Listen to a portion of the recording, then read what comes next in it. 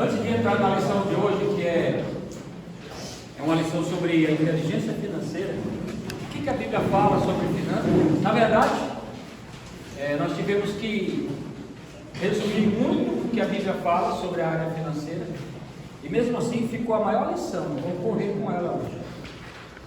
Mas antes da lição, nós não podemos sair do nosso foco principal, que é o nosso casamento, o nosso lar, nossos filhos, nosso relacionamento, o homem de Deus como marido, como pai, como amigo, como parceiro, como guerreiro gentil, como cabeça, como o sol, a lua e as estrelas. E eu vi um testemunho do pastor Cláudio Duarte. Se você já ouviu, vai ouvir de novo. Porque isso que aconteceu com ele acontece o tempo todo com a gente.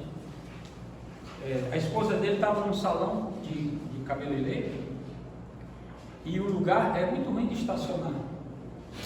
Então ela disse: eu vou ligar para você me buscar. Ele falou assim: olha, você sabe que ali não tem onde parar, então faz assim, você só liga para mim quando você já estiver pronta para sair para a calçada, porque ali não pode parar, não tem estacionamento, e se eu parar e começar a acumular carro, eles vão buzinar, vai ser um transtorno. Combinado? A mulher combinada. Então ele está lá, daqui a pouco ela ligou: amor, pode vir me buscar. Ele pensou: ela já deve estar na calçada já. E quando ele chegou lá, parou o carro, olhou, a mulher com a mão na maçaneta do lado de dentro e conversando com alguém. E ele pensou: eu tenho 15 segundos aqui só, né? Mas deixa quieto. E ela conversando, aí ele começou a ver acumulando o carro atrás e ele buzinou. Ela fez assim, e continuou conversando. Aí ele falou assim: me veio uma ira, me veio uma raiva, porque a gente combinou. E aí começou aqueles carros buzinar, eu já tive que subir meio pneu na calçada, e eu dei outras buzinadas, ela com raiva já com raiva de mim. E aí ele falou assim: meu Deus, quando essa mulher entrar aqui nesse carro, ela vai ouvir um monte. Aí disse que naquele momento Deus falou com ele. Deus falou assim: finja que ela não é sua esposa quando ela entrar. Como assim? Se fosse a esposa do seu chefe, se fosse a mulher de um amigo seu, você ia tratar ela assim? Você ia esculhambar com ela quando ela entrasse no carro? Não. Por que nós somos tão gentis com os outros? Se fosse uma amiga sua, um parente que está ali, você não ia esperar caladinho quando ela entrasse, ela ia dizer: ei, eu demorei, você ia falar: não foi nada não, eu dei um jeito aqui. Por que você não faz assim com a esposa? Aí ele falou: eu fiquei com vergonha, porque eu estava preparado para acabar com a minha mulher. E Deus falou: se fosse uma outra mulher estranha, você ia ficar caladinho, né? Caladinho, ela ia entrar aqui: demorei? Não, irmão, meu Deus, imagina. Por que não faz assim com ela? Então é o que? Nós somos gentis com os de fora e somos desagradáveis com os nossos. É uma grande lição. Ele falou: isso aí eu nunca mais eu faço. Deus mandou eu tratar minha mulher como se ela fosse uma estranha, para eu tratar ela bem. Entendeu? Pegou aí? Pegou ou não? Porque qual é a mulher que não faz isso com o homem? Vem buscar, você vai, ela não está pronta. Já aconteceu com você? Já aconteceu, não, né? Olha, a lição de hoje é sobre inteligência financeira. Eu botei essa lição porque a parte financeira, ela interfere muito na vida conjugal. Ela está no topo da lista das brigas de casais. No topo. Primeiro lugar das brigas nos casais é o quê?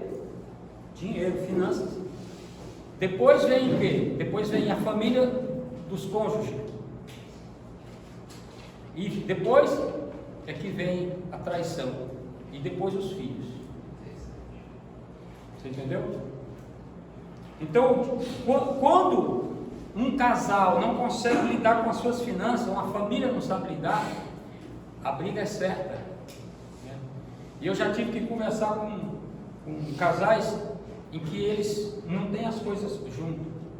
A pessoa falava assim: meu carro, é o carro dele, meu carro. Eu falei: não é de vocês?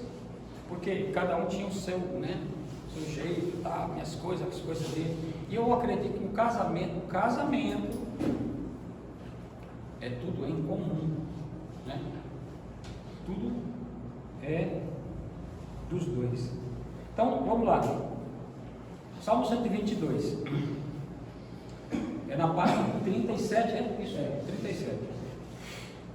Oitava lição, inteligência financeira. A grande batalha na mente. Vocês vão entender por que esse título, a grande batalha na mente. Texto, Salmo 122. Orar pela paz de Jerusalém, prosperarão aqueles que te amam. Haja paz dentro dos teus muros, prosperidade dentro dos teus palácios, por causa dos teus irmãos e amigos. Direi: paz esteja em ti. Por causa da casa do Senhor nosso Deus, buscarei o teu bem. Existe um mistério, né, que o mundo ainda não entende. O povo judeu. O povo judeu. Eu já falei sobre o povo judeu aqui uma vez. 14 milhões de pessoas espalhadas pelo mundo. E são um dos povos mais ricos da Terra. Aliás, a riqueza do planeta Terra está na mão do povo judeu.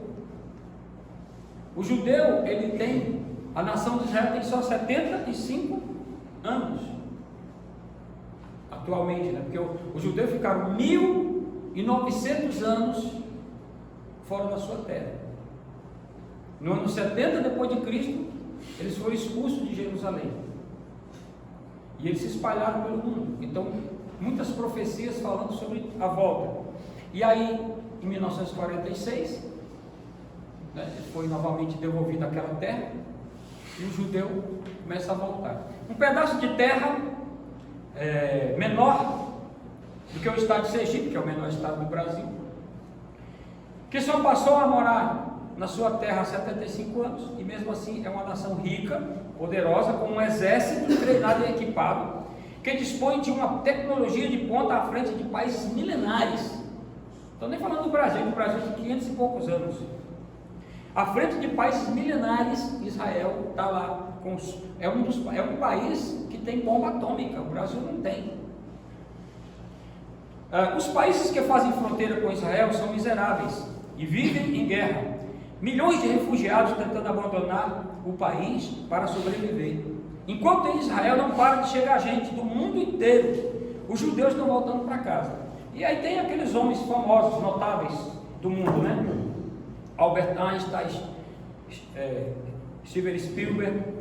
Quem não sabe quem é o Steven Spielberg é o cara que inventou o filme dos dinossauros, Indiana Jones, o ET. Todos os filmes dele é sucesso garantido. Sigmund Freud, Silvio Santos, Moisés, e aí vai, né? O dono do Banco Safra. Esses homens, esse aqui é alguns que a gente conhece, tem outros, a família Rockefeller, família Rothschild. São famílias ricas que têm na sua mão o ouro da terra. Em 2018, olha só, gente, isso aqui é um dado que eu peguei em 2018, que eu não consegui o dado de hoje. Em 2018, dos 850 prêmios Nobel, até aquela data, 188 prêmios haviam sido dados para judeus. Sabe quantos para brasileiros? E mesmo assim não consta na lista, porque esse brasileiro, esse tal de Peter Brian Medwaver, ele tinha nacionalidade inglesa. Para não se alistar no exército brasileiro, ele fez uso da sua nacionalidade inglesa. Então o Brasil não ganhou nenhumzinho.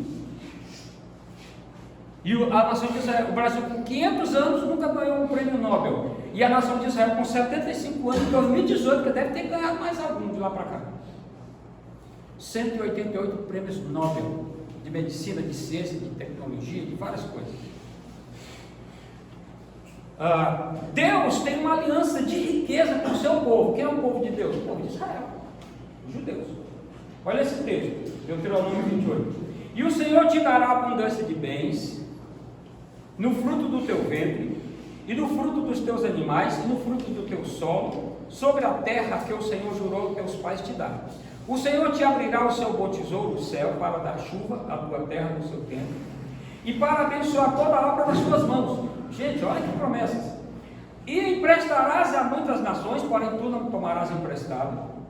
E o Senhor te porá por cabeça e não por cauda, só estarás em cima e não por debaixo, se obedeceres aos mandamentos do Senhor teu Deus, que hoje te ordeno para os guardar e cumprir. Então, essa aqui é uma aliança que Deus fez com a nação de Israel. O povo judeu não descuida da aliança. Aqui está o segredo da riqueza deles. Você sabe quem foi que inventou os bancos? Foram os judeus. Você já parou para pensar o que é um banco? Você vai lá, deixa seu dinheiro lá, para ele usar como quiser, e você ainda paga. Já pensou nisso? Você paga para ele usar seu dinheiro. O seu dinheiro está lá. Você tem uma conta bancária, tem lá um dinheirinho, uma poupança, tem lá um dinheirinho lá. O banco faz o que quer com o seu dinheiro, o que quiser. E aí quem inventou isso? O judeu. Ou seja, as inteligências dos caras são demais. Então olha só, o povo judeu não descuida da aliança, ele obedece a todas as orientações que a Torá, o que é a Torá? Os 5 livros da lei: Gênesis, Êxodo, Levítico, Número, Deuteronômio, Pentateuco. Manda, eles cuidam dos mínimos detalhes, ele não deixa escapar nada, está mandando fazer, ele faz. Guardai, pois, as palavras desta aliança que Deus fala com eles, cumpri-as, para que prospereis em tudo quanto fizeres. Mais claro do que isso não tem. Está dizendo, guarde essas palavras dessa aliança, você vai prosperar em tudo. Você vê muitas mensagens sobre prosperidade, mas não fala o que a pessoa tem que fazer. Quem ama Israel prospera, já é uma chance para nós. Deus ele é tão aliançado com Israel, que quem tem aliança com Israel tem promessa de prosperidade, que está aqui, ó: abençoarei os que te abençoarem, amaldiçoarei os que te amaldiçoarem, e em ti serão benditas todas as famílias da terra. E lá no Salmo 122, no começo que eu li, fala: prosperarão os que te amam. Então, você vê, o governo brasileiro agora está rompendo com Israel e fechando com os palestinos. Não é bom, é ruim. É ruim para o Brasil. Nós temos culpa? Não, mas o Brasil está lá, o presidente eleito. O povo colocou esse homem lá. Então ele representa o Brasil perante as nações. Essa promessa feita a Abraão continua valendo até hoje. Toda nação que se torna inimiga de Israel afunda. Todo governante que vota contra Israel nas convenções internacionais cai. É que eu não tenho tempo de mostrar na história. Vocês entenderam? Então, assim, toda vez que uma nação... Por que os Estados Unidos é a nação mais próspera da Terra? Eles são amigos de Israel. Eles têm a aliança de proteger. Quando uma nação se levanta contra Israel, os Estados Unidos vai lá e põe o exército dele à disposição. Entenderam? Agora vai ver as nações que atacaram Israel. Tudo acabada. Todas elas acabadas. Eu estive lá em Israel, o guia falou, está vendo a fronteira aqui, ó? Isso aqui é a Jordânia. A Jordânia era lá. Eles fizeram uma guerra contra Israel, quiseram invadir aqui. O que aconteceu? Israel foi expulsar a fronteira. Eles tiveram que recuar. Não adianta. É bobagem. Então vamos lá. O que a Bíblia fala? O que é o prisioneiro da miséria? Prisioneiro da miséria. Salmo 142, versículo 7, fala assim: tira a minha alma da prisão, para que eu louve o teu nome. Os justos me rodearão, pois me fizestes bem. A Bíblia diz que a riqueza ou a miséria é uma questão de mentalidade. Não vai entender. É aqui que é a batalha da nossa mente. Questão de prosperidade não é a questão de ter, é a questão de ser. Uma prisão, o que é uma prisão? A miséria não é apenas não ter as coisas, mas achar que não tem o suficiente. Isso é a prisão. não conseguir ser feliz com o que tem agora. É uma alma prisioneira da concupiscência dos olhos. Você já viu aquelas pessoas que tem e sempre quer mais? O cara é rico, é podre de rico, e ele briga por mais uma faixa de terra. Ele manda matar. Você entendeu? Por causa de uma faixa de terra na fronteira da fazenda dele. Já viu falar disso? Que diferença vai fazer? Mas isso é a ganância, é que ele acha que tem pouco. O prisioneiro da miséria, ele é assim. A tradução correta do Salmo 23:1 é o que? O Senhor é o meu pastor e de nada tenho falta. Ou seja, eu estou conformado, eu estou feliz com o que eu tenho, porque o Senhor é meu pastor. O que supre as suas necessidades não é aquilo que o Senhor lhe dá, mas aquilo que Ele é. O Senhor é meu pastor, de nada eu sinto falta. Entenderam isso ou não? Eu já vi várias pessoas falando essa tradução. O prisioneiro da miséria é uma alma que não louva, não agradece. Ele nunca está feliz, sempre reclama da vida e da situação, sonha com o que os outros têm, mesmo que ele tenha mais do que muitos, jamais vai se sentir satisfeito. Olha esse texto aqui do livro de Jó. Eu uso muito esses textos. Eu fiz um resumo, gente, porque senão seria 2 lições. Jó capítulo 20, verso 20 a 21. Porquanto não sentiu sossego no seu ventre, nada salvará das coisas por ele desejadas, nada lhe sobejará do que come ou do que coma, por isso as suas riquezas não durarão. Ou seja, o cara tem, mas ele não sossega. É aquela pessoa que está com a barriga cheia e quer comer mais. Estão entendendo? O que é a prisão financeira? A miséria é uma prisão na mente. Existem pessoas que têm menos do que eu ou você e são mais felizes do que eu. Por quê? Por que ela é feliz se ela tem menos? Porque ela é feliz com o que tem. Ela não é prisioneira das coisas. Consequências da prisão financeira. Ageu capítulo 1, versículo 6. Semeia muito, recolheis pouco. Comeis, porém não vos fartais. Bebeis, porém não vos saciais. Vestimos, porém ninguém se aquece. E o que recebe salário, recebe num saco furado. É a descrição de uma miséria total. Esse cara aqui é desempregado? Não. Ele é um Zé Ninguém sem ter as coisas? Não, ele tem as coisas. Ele tem roupa, ele tem comida, ele tem uma lavoura, sim ou não? Come, mas não se farta. Está sempre achando que a comida não era boa o bastante. Ele come, pelo amor de Deus, agora gororoba aqui, eu não aguento mais comer isso. Né? Bebe, mas não mata a sede. A pessoa inquieta, sempre descontente com os trabalhos da igreja. Não gosta dos cultos, das mensagens, da escola, das orações, porque não está falando de água, está falando da palavra. A pessoa ouve a palavra, mas não fica satisfeita com a mensagem que está ouvindo. Ela está sempre questionando, ela está discordando, ela vai conferir. Eu já vi muitas vezes, eu estou pregando, a pessoa conferindo se o que eu estou falando está certo. E eu já vi gente questionando o outro. Aqui, ó. Mas não, o pastor está errado ali. Ou seja, receba, beba. Depois você pode questionar. Pode acontecer de alguma coisa estar fora? Pode. Veste, mas não se aquece.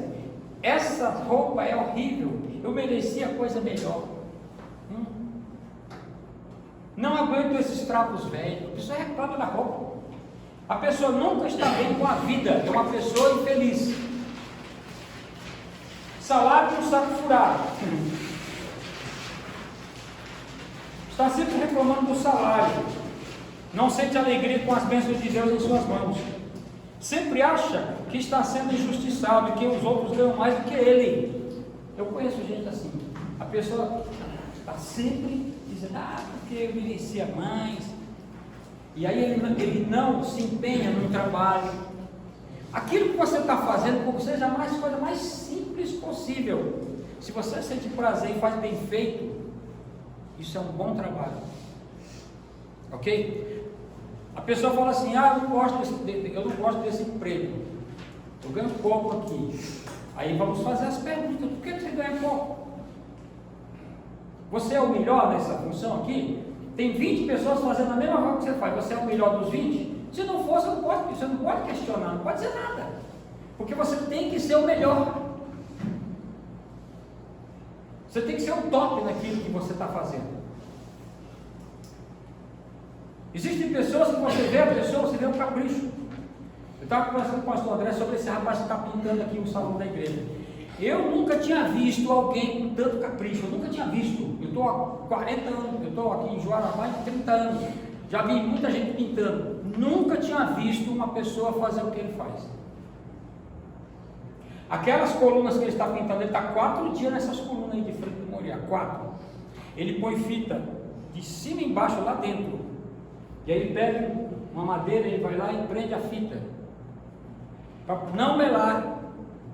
Porque tem irmãos que são pintores, sabem pintar. O que dá mais trabalho é você botar a fita ou de limpar depois. Aí muita gente não limpa depois. Aí o patrão fala, olha o serviço aqui que a pessoa fez, olha o serviço mal feito. Ou seja, ele nunca vai ter uma boa referência, ele não é o melhor naquilo que faz. Você tem que ser o melhor naquilo que você faz. Ou você vai admitir que outra pessoa é mais inteligente. Eu conheci um pastor lá em Curitiba que ele falava assim, se um ser humano sabe fazer, eu aprendo também. Não tem cara melhor do que eu na terra. Ah, mas ele é mais inteligente. Sim, mas eu vou estudar. Vou chegar lá. Entendeu? Se alguém está fazendo, você pode aprender a fazer também. Simples assim, dizia ele. Vamos lá. Mentalidade de pobre. É aqui que está, mentalidade de pobre. O cara comprou uma Ferrari e botou uma escada e amarrou com uma corda em cima da Ferrari. Sabe aquela mentalidade de pobre? Sabe? Tem umas coisas que só pobre da mente que faz. Às vezes o cara nem é pobre, mas ele é miserável na cabeça. O grande pregador financeiro Gerson Costa, eu uso muitas mensagens dele, afirma que se todo o dinheiro do mundo fosse distribuído igualmente com pessoas, as que eram ricas voltariam a ser ricas, ficar ricas, e as que eram pobres voltariam a ficar pobres. Olha só, vamos supor, eu vou pegar o exemplo do jeito que ele falou. Vamos supor, esse cara aqui eu assinei o site dele, eu assinei o link dele, paguei mais de R$70 para me ter acesso à mensagem dele. Vamos supor que cada pessoa da terra recebesse $1 milhão. Todo mundo, cada um de nós aqui recebia $1 milhão. Aquele que era pobre e nunca teve $1 milhão na conta, iria chamar os amigos e parentes e começar a gastar. Certo? Fazer um churrasco, tomar cerveja. Já aquele que estava acostumado com 20, 50 milhões, ele ia comprar um supermercado e um açougue para vender carne e cerveja para os gastadores. Entendeu a mentalidade? O cara tem 1 milhão igual o outro. Esse aqui tem 1 milhão. Ah, é 1 milhão, nunca vi 1 milhão na vida. Vamos, eu vou comprar um carro, vou fazer não sei o quê. O cara que é empreendedor na cabeça, ele fala, esse 1 milhão, pô, eu sou acostumado com 50, eu tenho que fazer alguma coisa para esse 1 virar 50. E aí o que ia acontecer? Todos os ricos iam voltar a ser ricos, e os caras que eram pobres iam voltar a ser pobres, porque a pobreza está na mente. Perceberam isso? Entenderam? Sim ou não? Sim. Então olha só, as gavetas da mente, porque existe uma trava, gente. Existe uma trava e existem alguns assuntos que eles são proibidos. Muita gente fala que na igreja não se pode falar de política, na igreja não se pode falar de dinheiro, na igreja não pode falar não sei o quê. E quem foi que determinou isso? É um paradigma. Sabe o que é paradigma? É uma coisa que virou verdade sem ser, mas todo mundo acha que é, e tem que quebrar. Gavetas da mente. É nesse espaço onde nós travamos as grandes batalhas, aonde? Na mente. O diabo vai guardando a sua semente do mal, até contaminar totalmente a mente da pessoa. Olha esse texto: conhecereis a verdade vos libertará. Conhecimento da verdade liberta. Eu estou trazendo para vocês aqui um conhecimento de uma verdade sobre as finanças de acordo com a Bíblia. Eu gosto muito de usar o exemplo do pastor Antônio, que ele viaja muito, conhece muito. O judeu, olha só, gente, olha isso aqui. Um judeu, ele se muda para uma cidade. Se for um de nós, vamos lá na loja, pegar a loja maior e leva um currículo. O gerente, certo? Preciso de um emprego, eu sou um bom gerente, eu quero um salário de 5 mil reais para papá. E aí pode ser que você pega aquele emprego. Sabe o que o judeu faz? Ele chega lá e fala assim: eu queria falar com o proprietário. Aí, é o doutor fulano, eu posso falar com ele? Aí ele chega lá: eu queria comprar a loja. Ele não tem um centavo. Como comprar a loja? Quanto que o senhor quer na loja? Ah, eu quero 18 milhões de reais. O senhor me dá um prazo, eu pago em 2 anos. Se duvidar, ele sai dali dono daquela loja. Está onde a cabeça? Ele chega num lugar como o dono, como uma pessoa que tem uma mente de rico, de próspero. Não é aquela pessoa miserável que pega um paliteiro no restaurante, pega uma colher para guardar, que dribla o garçom, né? Você está entendendo? Mentalidade. Eu, caralho, eu vou pegar isso aqui, porque esses caras estão me cobrando muito caro essa comida aí. Que eu conheci um cara lá em Fortaleza que eu fiquei decepcionado, que disse que ele roubava os paliteiros do restaurante, porque ele achava caro a comida e tentava compensar. Eu falei, cara, mas essa cabeça aí é pobre. O que esses palitos na casa desse homem vai mudar a vida dele? Meu Deus do céu! Ele namorava com a minha irmã, eu falei, pelo amor de Deus, junta esse homem, esse cara é pobre, ele pode ter 1 milhão no bolso, ele vai continuar pobre, porque a pobreza desse cara está na cabeça dele, entendeu? Eu estava com o pastor Zacarias lá, e o Zacarias esqueceu o celular dando Uber. 3, 4 minutos depois nós ligamos para o Uber, perguntando pelo celular, já não estava mais. Aí nós pegamos outro Uber, não apareceu lá não o celular do pastor. E aí a própria Uber nos deu 48 horas para dar uma resposta, e a resposta veio: o seu item não está conosco. E como foi por isso? Aí ele perguntando para o outro motorista de aplicativo, falou assim: os caras não devolvem o celular? Ele falou assim: o cara não devolve uma chave da oficina. O mecânico esqueceu no banco do carro e leva para casa porque acha que aquilo ali vai lhe dar uma vantagem. Eu falei, mas isso é uma mentalidade muito miserável. Olha só a oportunidade de voltar na oficina. Cara, você deixou uma chave aqui, ó. Não, isso aí vai ficar comigo lá. Uma chave que custa o quê? 15 reais, 20 reais. Então, temos que entender isso aí. Essa batalha financeira é travada dentro da nossa mente. A Bíblia é um livro de mudança, mudar a mentalidade. Em vários lugares a Bíblia manda mudar a cabeça. Transformai-vos, renovar, tudo se fez novo, um novo homem, novidade de vida, farei coisas novas. Então nós temos que entender que é preciso uma mentalidade nova. Se aquilo que você está fazendo há 10 anos não está dando um resultado legal, tente melhorar. Não precisa sair do que está fazendo, mas tenta potencializar isso aí, né? Você está entendendo? Inventar alguma coisa que possa trazer isso lá para cima, dar um up. Códigos de crença. Códigos de crença.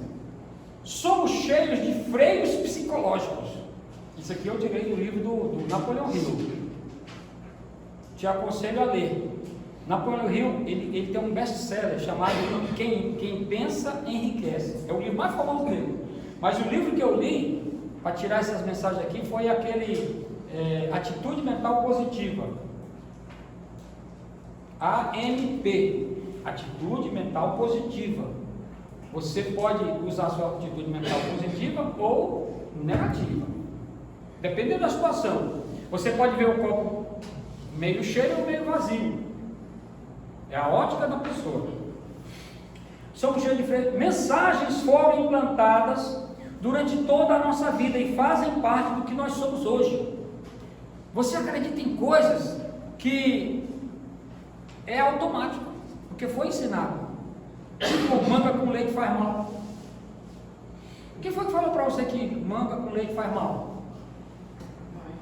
Não?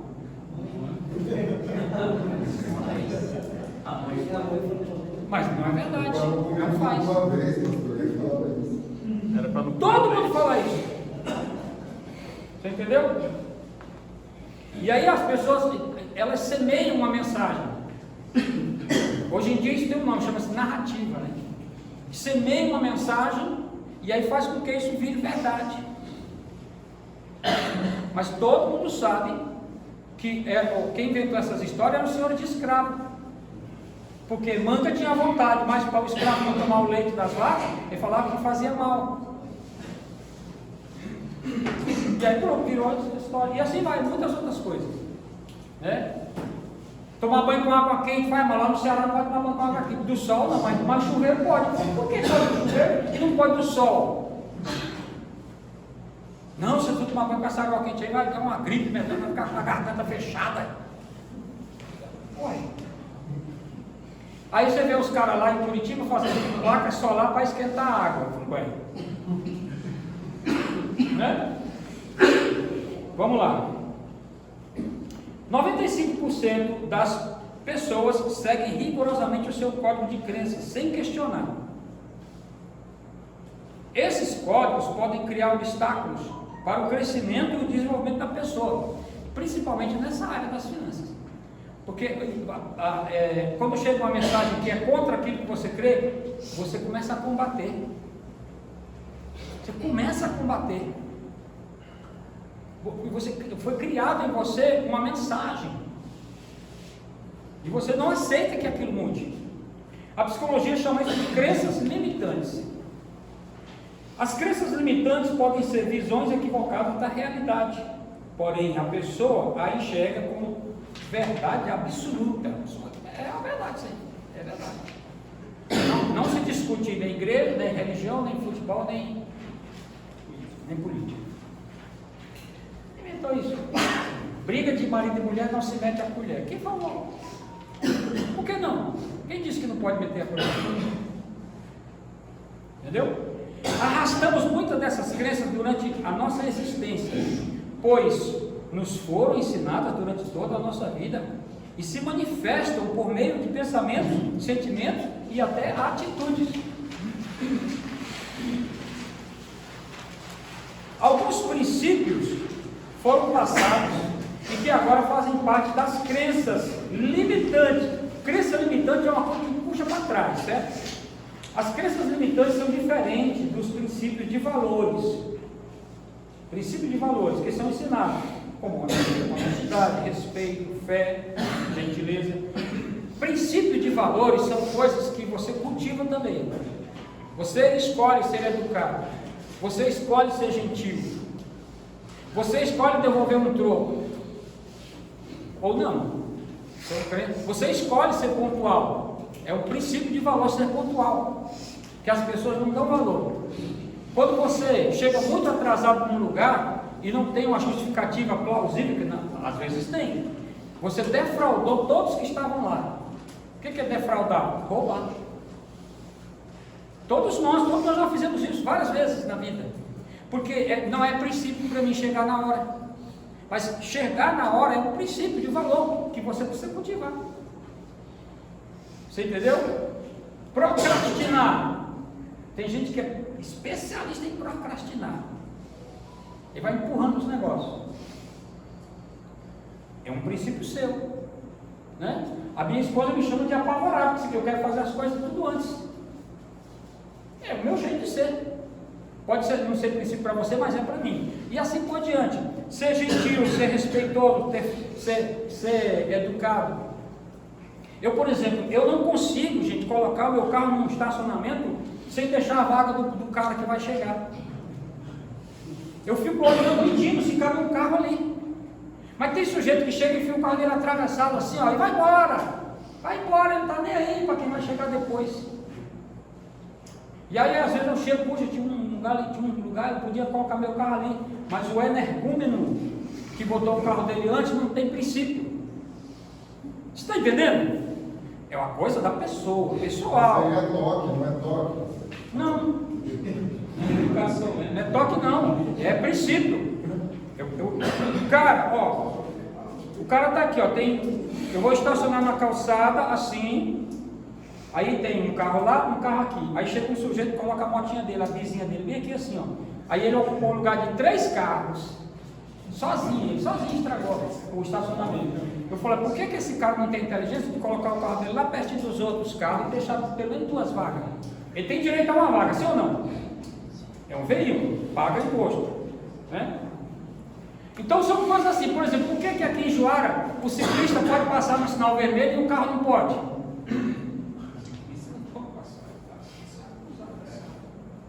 Alguém sabe explicar? Acho que eu vou mandar isso aí para a câmera, viu? Por quê? Eu estou aqui assim, ó, parado no semáforo, aí o ciclista passa por mim, vai embora. Uai! Ele não tem placa, ele não paga PVA, não paga nada, então usa o negócio. Por quê? Ele tem cabeça. Porque se eu fosse um ciclista, eu não avançava o sinal, é um princípio. Estão entendendo, né? A crença limitante, ela é ruim, puxa a pessoa para trás. Elas não são fatos. O que é uma crença limitante? É uma coisa que você aprendeu, vovó explicou, ensinou para você, mamãe ensinou, papai ensinou, mas estava errado. Toda religião leva a Deus, não leva. Certo? Ninguém pode julgar ninguém, a Bíblia fala, não fala. A Bíblia não fala para não julgar, não. Ela fala para não julgar nos seus princípios, mas para julgar pela palavra. João 7, 24, você não estou enganado. Não lembra? Pega aí, só para não passar feio aqui. Pega aí, acho que é João 7. Fala para você julgar a pessoa. Aí está para você falar, não, a gente não pode julgar ninguém. Quem disse que não pode? Eu posso sim, de acordo com a palavra de Deus. Não existe coisa que está errada, que a Bíblia fala que está errada, e a pessoa está fazendo, então eu não posso dizer para ela que está errado. O que diz aí? João 7, 24. Segundo a aparência, mas julgai segundo a reta justiça. Pronto, olha aí, ó. O que está? Vou ler mais alto aqui, ó. Não julguei segundo a aparência, mas julgai segundo a reta justiça. Segundo a reta, julgai, é uma palavra, pode julgar, eu posso julgar vocês. Mas as pessoas falam, é errado julgar os outros. Não. Eu não posso julgar de acordo com a minha vontade, o meu conceito, o que eu acho certo, o que eu acho errado, eu tenho que julgar pela justiça, que é a palavra de Deus. Mas e o que isso é uma crença limitante? A pessoa fala, não posso falar nada não, porque é errado. Hoje em dia as pessoas semearam tanta coisa, né? E agora existem essas palavras que são proibidas. Esclarecer, não pode usar. Esclarecer está falando mal dos negros. Denegrir, não pode usar a palavra denegrir, que você está dizendo que ser negro é mancha. Isso vai pegar. Daqui 30, 50 anos, não pode usar mais essas palavras aí não. A coisa está ficando preta.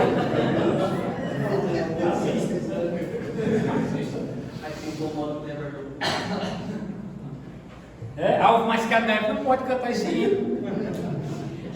Ai, os crentes tudo cantando alvo mais que a neve. Que preconceito. Alvo mais que a neve, está falando que alvo mais que a neve é minha alma.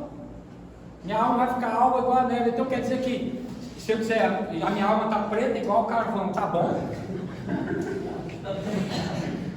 Seu boca d'água.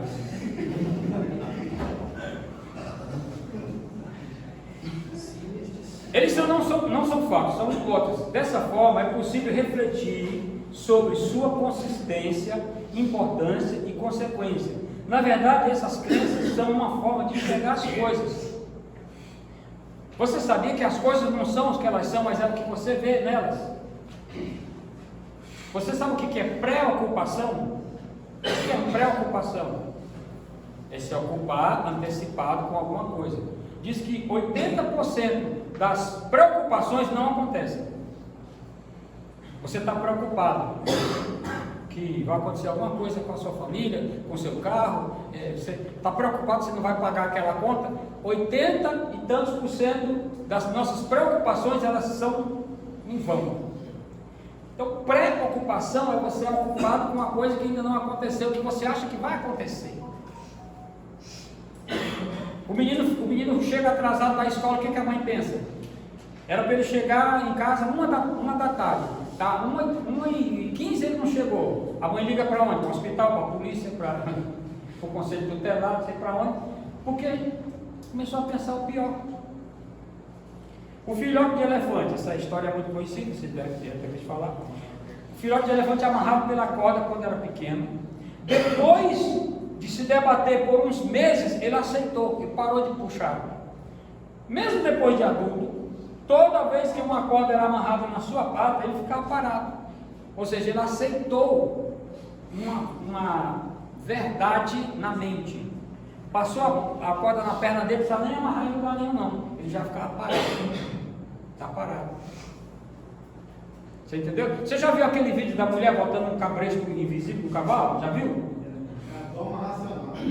Então, ela finge botar um cabresto, e aí finge pegar uma corda e o cavalo sai atrás dela. Então, aquilo ali, gente, é um animal. Um homem não pode ser desse jeito, né? Deus quer confiar suas riquezas ao servo fiel. Olha esse texto, em Lucas 16. Quem é fiel no mínimo, também é fiel no muito. Quem é injusto no mínimo, também é injusto no muito. Pois, se nas riquezas injustas não fostes fiéis, quem vos confiará as verdadeiras? E se no alheio não fostes fiéis, quem vos dará o que é vosso? Nenhum servo pode servir a dois senhores, porque ou há de odiar um e amar o outro, ou se há de chegar a um e desprezar o outro. Não poder servir a Deus e a Mamon. Quem é Mamon? Mamon é um principado ou uma entidade. Algumas Bíblias traduzem por riqueza. Mamon, riqueza, mas é um principado, de acordo com algumas áreas teológicas. Que governa o monte das finanças no mundo. Bom, isso aqui é uma outra mensagem. Existem 7 montes no mundo que são governados por entidades. A política, a cultura, a religião, as finanças, as artes. Então, o monte das finanças, ele tem muita influência dessa entidade que se acha o dono da riqueza do planeta. Ele está por trás da ganância, da corrupção, da fome, de poder e através da riqueza. Tudo aquilo que faz a pessoa agir de forma criminosa pelo poder, pelas finanças, pela riqueza, tem essa entidade espiritual por trás. Ele tenta influenciar todo aquele que adquire certas riquezas. Faz a natureza humilde mudar e crescer a fome de ter. Olha aí, sem observar justiça, caráter ou escrúpulo. Quando esse bicho pega você, acabam os limites. Até onde você vai? Onde está disposto a ir? Para faturar, para ganhar mais, para ganhar se sobrepor sobre alguém. Existem pessoas que usam a deslealdade na concorrência. Já ouviu falar disso? Concorrência desleal? Que a pessoa vai lá, ele perde dinheiro, mas ele destrói o outro cara que está lá vendendo a mesma coisa que ele, ou oferecendo o mesmo produto, porque é a ganância. Ele não tem limite, ele rouba. Essa corrupção que tem na política, encher mala de dinheiro, de destruir pobres, de destruir pessoas, né? Esse Maduro que teve aqui no Brasil, botar os tanques para atropelar o povo na rua, esmagar aquele povo, porque para ele aquilo ali não vale nada, não tem valor ser humano, mas eles estão no poder, são soberanos, usam talheres de ouro. Então isso aí é o poder da entidade Mamon. Entende? Tem de novo o texto. A influência de Mamon faz a pessoa reter. O texto está repetido, você pode deixar. Ao que distribui mais, se lhe acrescenta. E ao que retém mais do que é justo, é para a sua perda. Então, a influência de Mamon faz a pessoa o quê? Reter. Vou já explicar. Mamon semeia a cobiça para as pessoas se desviar dos caminhos do Senhor. Porque o amor ao dinheiro, presta atenção nesse texto, é a raiz de toda espécie de males. E nessa cobiça, alguns se desviaram da fé e se transpassaram a si mesmos com muitas dores. Gente, olha para mim aqui, eu vou falar para vocês. Eu tenho 40 anos de pastor, e eu já vi irmão que estava lá embaixo financeiramente crescer, e aí ter 2 casas, 3 carros, prosperar. Eu ficava observando ele. Alguns mudaram de tal forma que ele não me atendia mais. Ele não me atendia mais. Eu tinha que marcar horário com ele. O cara ficou poderoso. Ele vinha aqui, você estava na calçada comigo, chorando por causa dos negócios que não dava certo. Ora por mim, pastor, ora por mim. E aí você orava, de repente Deus foi abençoando, ele foi crescendo, as portas foram abrindo, o cara cresceu, prosperou, expandiu, abriu filiais e tudo mais, você entendeu? E de repente, não queria mais saber de conversa, não participava mais. Você mandava um recado, não era assim, ó, antes ele me procurava, antes era assim, queria que o senhor passasse aqui, mudança, né? Passa aqui, por favor. Então, o que aconteceu com essa pessoa? Sumiu também, caiu de volta. É porque eu não posso dizer que de repente vocês até conhecem alguma dessas pessoas, que alguns casos foram aqui em Juara. A pessoa faz promessas, se eu ganhar eu vou dar. Não é assim. Eu não, né? Ó, olha só esse texto. Nessa cobiça alguns se desviaram da fé. Desviaram da fé. E se transpassaram a si mesmos. O cara era dizimista na igreja, ofertante. Quando ele começou a ganhar dinheiro, ele pensou assim, agora meu dízimo eu vou dar onde eu quero. Então ele começou a dividir o dízimo dele com várias igrejinhas dos amigos dele. Aí uma vez eu fui perguntar, irmão, como é que está os negócios aí, está mal?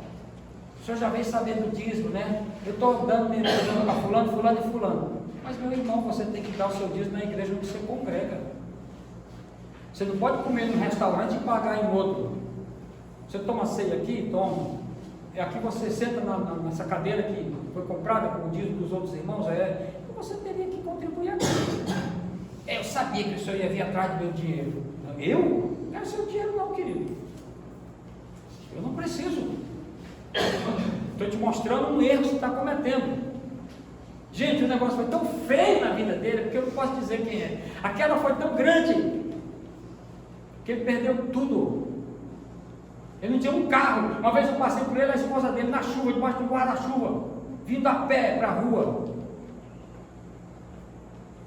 Eu não tive coragem de parar, porque ele era orgulhoso, ele não ia entrar no meu carro. Não ia, eu conheço, não ia jamais entrar. A pessoa que era humilde, e aí Deus deu para ele as finanças, aí ele caiu aqui, em 1 Timóteo 6,10. Porque o amor ao dinheiro, lembre-se que não é o dinheiro que é a raiz de todos os males. O dinheiro é a raiz de todos os males? Não, o que é a raiz? O amor ao dinheiro. Esse aqui é um outro paradigma. Muita gente fala assim, o dinheiro é a raiz de todos os males. Mentira. Não é.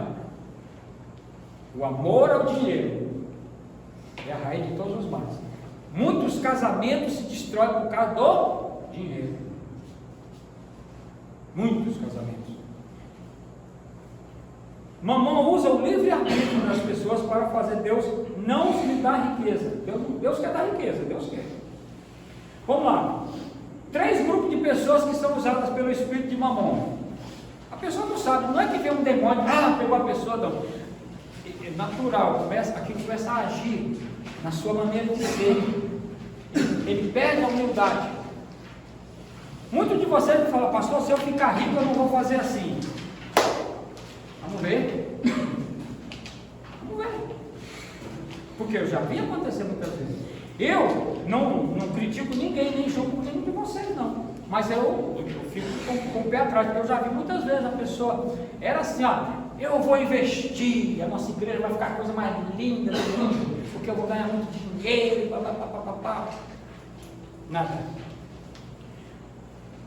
3 grupos de pessoas que são usadas por Mamão. Primeiro grupo, pessoas que não vão à igreja. É o ímpio, né? Mas criticam os pastores, os dízimos e as ofertas. Você já viu gente falando isso aí, né? O cara nunca pisou na igreja, mas chega para você e fala que você não dá oferta na igreja. Essas pessoas acham certo dar uma gorjeta de R$50 para um garçom, mas acham errado dar R$10 numa igreja. Nunca deram uma oferta na vida. Isso porque Mamon não tem nada contra garçom, certo? Mamon tem alguma coisa contra o quê? Contra o reino de Deus. Acham normal pagar R$90 numa refeição, mas seu coração se tranca quando vê alguém levando uma oferta no altar. Esse dia eu pedi uma pizza que foi R$119. O valor da inscrição do nosso curso, o valor da inscrição do seminário. Gente, ó, a peça do meu carro chegou, sabe quanto ficou a peça? 1.920. Uma peça tamanho disso aqui, ó. Graças a Deus chegou. Falei, parcela em 3 vezes aí, pelo amor de Deus. E eu fiquei olhando aquela peça. Eu falei, você me dá uma peça velha para me guardar de lembrança? Pode levar. Eu até esqueci, eu vou passar lá e pegar. Funcionou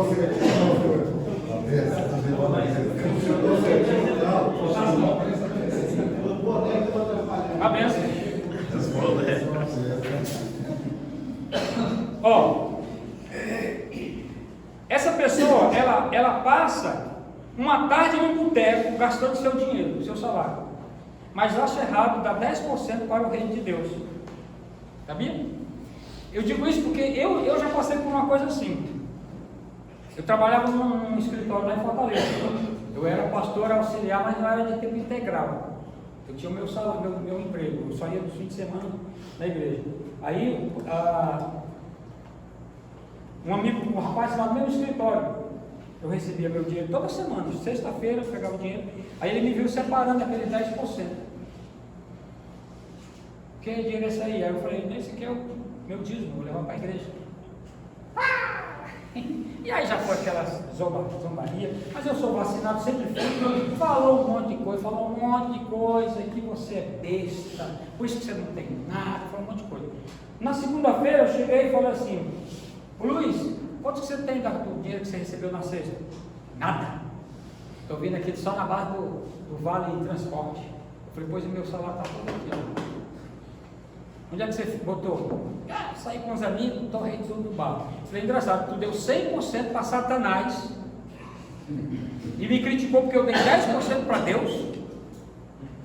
Ele olhou assim para mim, ó. Na época eu era mais solto, né? Agora eu estou mais tranquilo, tem que cuidar. Você deu 100% para Satanás. É verdade, né? Verdade. Posso, né? Meu, o cara de... Segundo grupo, o primeiro grupo é o ímpio, que não vai na igreja e critica quem dá sua oferta. Segundo grupo, pessoas que pertenciam à igreja, é o desviado, mas saíram. Eles costumavam entregar seus dízimos, suas ofertas normalmente, com muita alegria. Não estavam sob a influência do espírito de Mamon, mas agora que estão fora, eles não apenas criticam com violência as contribuições na igreja, mas trabalham para convencer outros a não contribuir. O cara, além de não dar nada para o reino, ele vai na casa dos irmãos. Não leve oferta não leve dízimo não. Cuidado com esse dinheiro. É desse jeito. E eu conheço pastores que o pastor não tem uma bicicleta. Eu já ajudei a ter carro. Eu oferto a pastores, amigos meus, que não tinham carro para andar. Reuni aqui a igreja e falei, alguém doou um carro de oferta aqui na igreja, eu doei para o pastor. Porque eu não tenho um apego às coisas materiais, é por reino, gente. Então olha só, a visão dessa pessoa agora é que ela está fazendo um bem à humanidade, impedindo os poucos e retardados de dar seu dinheiro na igreja. Estão apenas a serviço de Mamon, porque Mamon trabalha contra o rei. Olha, segundo Coríntios, cada um contribua segundo propõe no seu coração, não com tristeza ou com necessidade, porque Deus ama o que dá com Alegria. Se Deus ama quem dá com alegria, logicamente Deus aborrece quem retém. Se Mamon conseguir que você escute e pare de contribuir, aos poucos ele vai lhe afastando de Deus, porque uma coisa leva a outra. Um crente fiel, totalmente transformado, ele não tem problema com contribuições. Não tem, pode ser. Ele tem alegria, tem testemunho de dar. Eu sempre uso o testemunho do irmão Jair, o Furiamo, o japonês. Está lá em Sinop e mandando oferta para o nosso seminário. Ele pagou todos os pães do seminário. Pastora, quanto que vai ficar esses pães? Não esqueça de mim, eu não vou ficar fora dessa bênção. O irmão João da Formosa, quem lembra do João da Formosa que tinha lá em Santa Catarina, Joinville, deu mandando um pix para ajudar na alimentação do seminário. Porque uma pessoa que tem uma mente aberta, que sabe que ele está semeando uma terra boa. Você entendeu o que é o paradigma, a mente aberta? Olha só. Estratégia de Mamon, reter. Estratégia de Deus, dá. Aqui é a referência. Dai, ser-vos-á dado, boa medida, recalcada, sacudida e transbordando. Vos deitaram no vosso regaço, porque com a mesma medida com que medides, também vos medirão. Só vou falar do terceiro grupo para a gente depois voltar, para a gente tomar um café e já voltar. Terceiro grupo. Qual é o primeiro grupo? O ímpio. O segundo grupo qual é? O crente que saiu. O terceiro grupo, o crente que está dentro da igreja, o crente desconfiado. Ele está na igreja, mas é contra qualquer tipo de oferta. Normalmente essa pessoa vive afastada dos trabalhos realizados pela igreja, pois ela acha que as coisas não estão muito certas ali. Isso aqui é frases que a gente escuta. O que o pastor está fazendo com esse dinheiro todo? Por que ele está pedindo mais? Será que não está passando a mão? Alguns até criam coragem e vêm perguntar para o diácono ou para o tesoureiro: o que é feito com o dinheiro que entra aí? Eu já autorizei o tesoureiro, pode mostrar tudinho. Conta de água, conta de luz, gasolina do carro, pintura, tudo, taxas. Muita gente nem sabe que nós pagamos 21% de tudo que entra na igreja, taxas. Nós pagamos um contador. Enfim, não vou dar nenhum tipo de prestação de conta. Se você tiver essa vontade, pode procurar a tesouraria da igreja, que está lá tudo. Tudo que entra, sai. E a igreja, ela é muito alvo do fisco. A fiscalização já fiscalizou a nossa igreja várias vezes. Teve uma vez que eu tive que mandar 5 anos de nota fiscal e conta do banco para São Paulo, porque eles estavam lá em São Paulo fiscalizando 8 igrejas do Mato Grosso. Eles escolheram 8, 10 igrejas de cada estado e a nossa foi junto. Eu mandei o livro caixa, o caixa razão, o relatório de culto que é feito, assinado por 4, 5 diáconos. O culto, entrou a oferta no culto, vem com a sala, é contado. O Raí é segundo tesoureiro, a Grace é a primeira tesoureira. Eles contam, né, Raí? Conta Pix, conta depósito, conta dinheiro, e aí é feito um relatório e os diáconos assinam, o tesoureiro assina. Esse relatório é enviado no envelope e mandado no fim do mês para Cuiabá, para o contador verificar. Aí a pessoa não sabe nada disso aí. Ele fica olhando: não, o pastor pediu, o irmão deu 1.000, outro deu 500, olha, entregou um monte de envelope, botou um monte de envelope, e aí ele fica fazendo cálculos. O crente. Ok? O coração avarento é um lugar propício para Mamon trabalhar. Mamon age antes da pessoa entregar seu dízimo. Você recebeu seu salário, não entregou seu dízimo ainda nem sua oferta. Ele trabalha em conjunto com os gafanhotos do inferno. Semeia a avareza e a ganância e faz a pessoa esquecer o projeto de Deus para o seu reino. Olha aqui os gafanhotos, caso você não saiba onde é que está a referência dos gafanhotos. São 4 rebanhos de gafanhotos que vêm para destruir a riqueza do homem: o gafanhoto cortador, o migrador, o devorador e o destruidor. Vamos lá falar o nome dos gafanhotos. 4 espécies de gafanhoto, vamos lá. Primeiro é o cortador, depois o migrador, depois o devorador e depois o destruidor. Você imagina uma árvore, aí vem o primeiro gafanhoto, esse aqui é o migrador, ele passa e come as folhas, vai embora. Aí depois vem o outro. Não, o primeiro é o cortador, depois o migrador. Ele vem, destrói as folhas, destrói os galhos, vai embora. Aí depois vem o outro, o devorador. O devorador ele destrói a casca e o caule. E aí quando vem o destruidor, ele derruba a árvore. Isso aí, imagine um ser humano. É isso que acontece na vida financeira da pessoa. Cai uma coisa, cai outra. Se você não tiver a mentalidade transformada, eu não tenho, mas eu vou dar o dízimo. Gente, o dízimo é uma proteção financeira. Na sua igreja, onde você congrega, você entrega seu dízimo e a Bíblia fala que Deus repreende o devorador. Ok? Vamos tomar um café, depois nós voltamos para o finalzinho. Ó, semana que vem é uma das aulas mais importantes, porque é o teste de temperamento. Seria muito que ninguém faltasse. Todas as aulas são importantes, mas a aula a nona aula, ela é sobre os nossos temperamentos. Nós vamos saber quem nós somos. Qual é o seu temperamento? Se você é sanguíneo, fleumático, colérico, melancólico, que tipo de pessoa é você?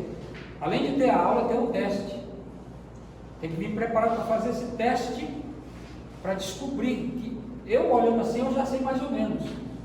Existem 4 tipos de temperamento, certo? Muitos aqui já sabem que isso aí foi descoberto por um psicólogo na Grécia Antiga, sobre o temperamento da pessoa. E quando você descobre o seu temperamento, fica até mais fácil você lidar com as outras pessoas e as pessoas lidar com você. Então a aula da semana que vem é sobre temperamentos. Nós vamos ter que ter a aula e fazer o testezinho. O teste você marca e aí a gente descobre se você é sanguíneo, se você é colérico, se você é fleumático, se você é melancólico. Dá para descobrir. E aí você vai, se alguém te perguntar qual é o seu temperamento, você vai me dizer. Eu já sei qual é o meu, porque eu já fiz o teste várias vezes. Eu sei da pastor da minha família todinha, eu sei. Então, seria muito importante não faltar por nada. Né? Agora, existem forças que são maiores. O Leomar, por exemplo, acho que é a 4ª aula que ele fala por causa dessa empresa que ele está montando aí de aplicativo, que é lá no Itapurá, né? 3 princípios da prosperidade. Vamos lá. Primeiro, dê propósito à riqueza. Segundo, isso aí não tem na sua apostila, mas eu vou dando uns toques. O verdadeiro conceito de prosperidade. Qual é o verdadeiro conceito de prosperidade? Quando você fala que a pessoa é próspera, nós já imaginamos que ela tem muito. E o terceiro princípio é a administração. Primeiro princípio, dê propósito à riqueza. Quando você ficar rico, eu não vou falar se você ficar rico, vou falar quando. Ok? Já foi profetizando que você vai prosperar. Quando você ficar rico, você precisa dar um propósito para a riqueza. Para que essa riqueza? O que ela é feita? Vamos ler esse texto de Gênesis, diz assim: faça isso, Faraó, e ponha governadores sobre a terra, e tome a 5ª parte da terra do Egito nos 7 anos de fartura, e ajuntem toda a comida desses bons anos que vêm, e amontoe o trigo debaixo da mão de Faraó para mantimento nas cidades, e o guardem. Assim será o mantimento para provimento da terra, para os 7 anos de fome que haverá na terra do Egito, para que a terra não pereça de fome. Aqui, todo mundo conhece a história de José do Egito, que ele interpretou o sonho de Faraó, 7 vacas gordas, eram 7 anos de muita fartura, de prosperidade. Depois 7 vacas magras. Então, o que é a interpretação? Vai vir 7 anos de muita riqueza, muita prosperidade, muita fartura. Depois vai vir 7 anos de muita pobreza, muita miséria. Então ele disse: então, Faraó, guarde a 5ª parte, 20% de tudo, nos celeiros. durante 7 anos o Egito encheu cidades inteiras de celeiro. Então, quando veio os anos de fome, todas as nações da terra vinham para o Egito comprar comida. Então, a riqueza que veio para o Egito foi para provimento das nações. José não tinha o objetivo de fazer Faraó ficar rico. Ele mandou que se ajuntasse 20% de toda a colheita durante os 7 anos de fartura para o provimento das pessoas da terra. É para isso, é para a riqueza. O trigo e a colheita que nós vamos juntar é para sustentar as nações da terra. A riqueza deveria ter um propósito. Quando alguém pede riqueza para Deus só para ficar rico, Deus não tem interesse nisso. Não, eu quero ficar rico, Deus. Para quê? Ok? Qual é o seu propósito? Ficar rico. Vamos lá. Olha só, Tiago 4,3. Pedis e não recebeis, porque pedis mal, para gastar em vossos deleites. Bíblia. Está pedindo e não está recebendo, porque não deu um propósito. Mas quando der o propósito, tem que fazer aquilo. Não tem como você enganar Deus. Ó Deus, eu me arrependi. O Senhor me deu riqueza, mas agora eu vou fazer outra coisa com ela. Aqui está a instrução de Deus sobre isso, sobre a riqueza. Dê pão para comer. Semente? Pão. E multiplique a vossa sementeira. E aumente os frutos da vossa justiça. Para quê? Aqui está o propósito da riqueza. Em todo tempo enriqueçais, para a beneficência, a qual faz para que, por nós que se dê graças a Deus. Interpretando esse texto, aqui está, em outras palavras, para Deus, a riqueza tem 3 objetivos. 1, você e sua família, claro. Ok? 2, melhorar a vida das pessoas à sua volta. Beneficência, está o texto lá em 2 Coríntios 10, 9. 9, de 10 a 11. Beneficência. Certo? Não adianta você ter muito e não ajudar ninguém. E 3, investimento no reino. Não é Deus que está lhe dando a riqueza? Então Ele quer que você invista um pouco no reino dele. A não ser que você fale, não, minha riqueza não vem de Deus, então não pede, não ora a Deus pedindo riqueza. Só que se você está pedindo riqueza a outra pessoa que não seja Deus, você está no planeta errado, porque a Bíblia fala, do Senhor é a terra e tudo que nela existe. De quem é a terra? De Deus. De quem é o ouro, o gado, os minérios e tudo que está na terra? De quem é? De Deus. Então, não tem como você pedir riqueza, eu quero ficar rico, eu quero prosperar, mas eu não vou obedecer essas regras. A riqueza por si só, como um fim, não tem a bênção de Deus. Você tem que entender isso. Ai Deus, eu queria tanto prosperar, eu quero ficar rico. Deus fala assim, para quê? Aí se você for inteligente, você vai lá em 2 Coríntios capítulo 9, versos 10 a 11 e fala, ó, primeiro para mim e minha família, eu vou desfrutar, eu vou ter meu carro, minha casa, uma boa escola, eu uso as roupas, eu vou sair de férias todo ano, eu vou ter uma casa na praia, eu vou comprar um barco, eu vou ter, eu vou dar um carro bom para minha esposa, primeiro. Segundo, para mim ajudar quem precisa, uma pessoa, uma família, um necessitado, uma viúva, uma entidade filantrópica. Terceiro, para investir no reino de Deus. Aí as 3 coisas que Deus está dando para nós, todos nós.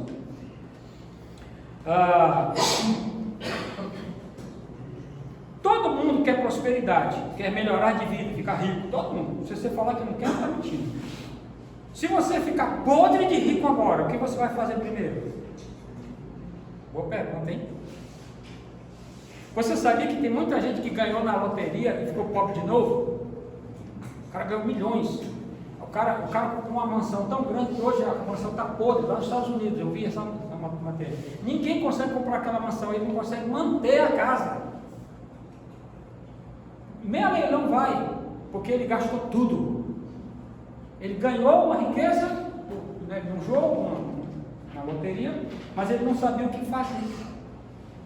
Mentalidade pobre. Onde é que eu estou? Tá. Vamos mudar a pergunta. Se Deus lhe der muita riqueza, o que ele ganha com isso? O que Deus ganha com isso se ele te der riqueza? Se você não tem interesse em investir uma parcela da riqueza que Deus está lhe dando no reino dele, por que razão então Deus lhe daria a sua riqueza? Eu não tenho interesse em investir no reino de Deus, não. Então, Deus não vai, não. Eu vou mandar a riqueza para quem está disposto a investir. Ok? Muitas pessoas enganam a si mesmas, dizendo que se ficar rica, não vai mudar, não vai ser infiel, vai ajudar os outros, vai dar uma grande oferta na igreja. Já vi isso, eu nunca recebi uma grande oferta de ninguém que prosperou. Quem de verdade quer ajudar o outro não precisa ficar rico para isso. Essa frase aqui eu acho que matou. A pessoa que quer ajudar, ela já está ajudando. Ela não espera ficar rico para ajudar. Ela ajuda com o pouco que ela pode. Entenderam isso ou não? Sim. Não, se eu ficar rico, eu vou ajudar todo mundo, eu vou ajudar a minha igreja. Você está ajudando hoje? Se não está ajudando agora, com o pouco que você tem, você não vai ajudar quando vier muito, não. Pior, a sua mente vai mudar. É o versículo. É o versículo. Quem é fiel no pouco é no pouco. Quem é fiel no pouco é infiel no mundo. Isso aqui está mudando a nossa mente. Estou falando para vocês. Ele já ajuda, ele já dá sua oferta especial, enfim. Tem a ver com a atitude do coração. Você já percebeu? Já viu aqueles testes que o pessoal faz na internet? Ele chega pobre e pede, se dá ajuda para o ônibus, o cara faz um teste, o mendigo tira da sacola a esmola que ele recebeu e dá para o cara. Eu já vi várias vezes.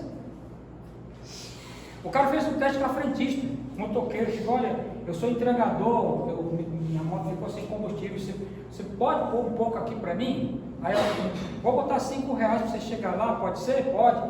E aí? Não, eu ponho do meu salário. Só que era um teste, aí o cara foi lá, deu, acho que deu 100, não sei quanto que ele deu para ela, era brincadeira. Só para testar a bondade. Tenho certeza que se ele for lá dentro falar com o dono do posto, talvez o cara fale, não, aqui não é assim não. Você foi com você, André? Foi. O posto falou, não, a igreja está devendo aqui. Foi comigo. Não pode não. E queria tirar o combustível de dentro do tanque da conta da igreja. Nós tivemos que correr lá, pagar a vista e nunca mais se voltou naquele posto, nem passar nem em frente, a gente consegue passar mais. Graças a Deus eu tinha dinheiro e eu paguei. Você pagou do seu bolso. Eu paguei depois. Não, tem que tirar o combustível. Porque é verdade. Fala, gente, pelo amor de Deus, né? Então, enfim. Segundo princípio, qual é o primeiro princípio? Dê propósito à riqueza. Se você fala, Deus, eu quero ficar rico, eu quero prosperar, não tem problema nenhum você pedir a Deus riqueza, porque a Bíblia fala que é Deus que me dá riqueza. A Bíblia fala claramente, é Deus que me dá a riqueza. E ele fala que é bem-aventurado o homem que usufrui da riqueza que Deus lhe dá. Vários textos, não vou pregar sobre isso agora, eu quero mudar a cabeça. Segunda coisa qual é o verdadeiro conceito de prosperidade? Gênesis 39 diz, e José foi levado do Egito, ele foi escravo, foi vendido pelos irmãos. E Potifar, oficial de Faraó, capitão da guarda, homem egípcio, comprou José, ele comprou José como escravo, da mão dos ismaelitas, que o tinham levado lá. E o Senhor estava com José, e ele era varão próspero, homem próspero, e estava na casa do seu senhor egípcio. Deus chama José de varão próspero, mesmo ele sendo um escravo e não tendo nenhum centavo no bolso. Por que Deus chama José de próspero? Por que Deus falou que José era próspero, se ele não tinha nada, ele era um escravo? Para o mundo ser próspero é Deus, para Deus ser próspero é ser. Para o mundo, se você tem, você é próspero, se não tem, não é. Não importa o que está dentro, não importa. Importa o que está fora, o cara chega, desce do carrão, ei, cara próspero, vai ver a família, a esposa, os filhos, vai ver a vida dele, podre. Ser próspero é uma identidade. José era um varão próspero de acordo com o conceito de Deus. Você pode não ter nada, mas se sua identidade for próspera, você é. José ficou rico? Ficou, porque o ter veio depois do ser. Nível de prosperidade da vida de José. Nível de prosperidade. Aonde ele chegava, ele era o melhor. Na casa de seu pai, o maior nível era ter uma roupa diferente que ele tinha. Na casa de Potifar, o cara que comprou ele, o maior nível era ser chefe dos escravos. Ele foi. Na prisão, o maior nível era o quê? Era ser o chefe da prisão. Ele se tornou o chefe da prisão. O líder do comando vermelho na prisão era ele. Quando chegou ao palácio, ele só não podia ser faraó, porque já tinha um faraó no lugar. Então ele foi o quê? O segundo em comando. Era o maior nível do seu ambiente. Então, ser próspero é você ser o maior no seu ambiente. Você entendeu? O cara é o pior da empresa. A empresa tem 50 funcionários. O patrão fala, o pior empregado meu é aquele crente. Me desculpe. Pior é aquele crente. Aí é triste. Né? Espero que isso não aconteça com ninguém. Eu também já vi o contrário.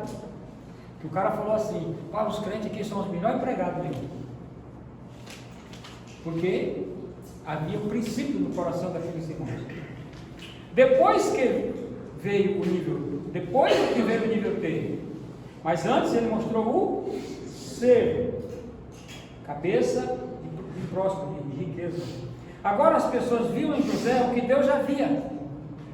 E ele próprio também já sabia. José sabia, ele não era um bobo. Ele sabia onde Deus ia colocar ele. E o último princípio da prosperidade é a administração.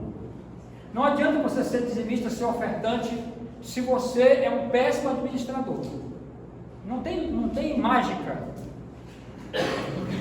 Qualquer dona de casa sabe que se você gastar mais do que ganha, vai ficar devendo. Sim ou não? Qualquer dona de casa sabe. Aqui, ó. José era um grande administrador. Deus poderia confiar a ele toda a riqueza da terra e ele não seria impetuoso ou irresponsável. A causa de muitas falências é a falta de administração. A gastança sem propósito, apenas para satisfazer deleites. Jesus ensinou a administração de fazer sobrar. Na multiplicação dos pães e dos peixes, sobraram 12 cestos cheios. Ele recolheu tudo, sim ou não? Olha, Jesus multiplicou, alimentou 5.000 homens. Ficou aquele monte de pedaço. Ele disse, recolhe tudo. Ele podia falar, não, joga fora, isso aí joga no lixo. Não, a sobra é a prosperidade. Você entendeu? Se na sua administração financeira hoje não está sobrando nada, então você não está próspero não. Prosperidade é sobrar. Pastor, mas não está dando porque você está comendo mais do que está ganhando. É isso aí. Cartão de crédito. Fatura do cartão de crédito. O cara sai de Jesus, tem poder. Tem um ladrão roubando meu dinheiro. Sou eu mesmo. O devorador. É um devorador. Né? Tem gente que usa o cartão de crédito como reforço da renda. Isso dá certo? Reforço da renda. Não, eu não tenho dinheiro, mas eu tenho um cartão. Eu já vi o cara abrir a carteira assim, mostrar assim, uns 8 cartões. Cada um tem uma anuidade. R$60 por mês, cada um. Ali ele gasta R$400 só para ter aqueles cartões. Eu vi o cara falando assim, se eu ganho 10 mil e meu cartão tem um limite de 10 mil, então eu ganho 20 mil. Olha aí. O cara falou